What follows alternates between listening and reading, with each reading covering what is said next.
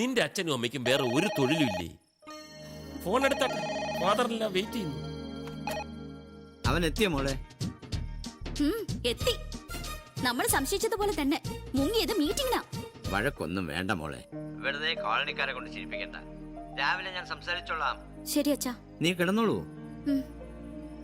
നാളെ അതിരാവിലെ ഉപദേശികളഞ്ഞ് എത്തുമല്ലേ? എടി ഉവേ, ഞാൻ ഈ കഷ്ടപ്പെടുന്ന ആർക്കു വേണ്ടിയാ? ദാ ഇത് കണ്ടില്ലേ? താഴേക്കടയിൽ നിന്ന് കോടീശ്വരന്മാരായ 8 പേരുടെ ജീവചരിത്രമാണ്.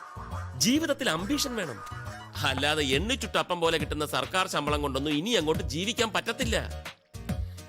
ആ എണ്ണി കിട്ടിയ അപ്പം കൊണ്ട് തന്നെയാ എന്റെ അച്ഛൻ എന്നെ പഠിപ്പിച്ചതും ഈ നിലയിൽ എത്തിച്ചതും.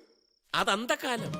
ഇപ്പൊ ഒരു മിഡിൽ ക്ലാസ്സുകാരന്റെ മക്കൾക്ക് മെഡിസിനും എഞ്ചിനീയറിംഗിനും കൊടുക്കുന്ന കോഴ കൊണ്ട് നാളെ കൊച്ചുമക്കളെ നഴ്സറിയിൽ പോലും ചേർക്കാൻ പറ്റത്തില്ല. അതിനുള്ള യോഗം ദൈവം നമുക്ക് തന്നിട്ടില്ലല്ലോ. മക്കളുണ്ടായാലല്ലേ കൊച്ചുമക്കൾ ഉണ്ടാവുള്ളൂ.